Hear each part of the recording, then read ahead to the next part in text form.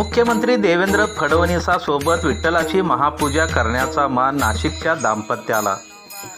आषाढी एकादशी निमित्त मुख्यमंत्री देवेंद्र फडणवीस यांच्या हस्ते सपत्नीक विठ्ठलाची शासकीय महापूजा आज पहाटे संपन्न झाली।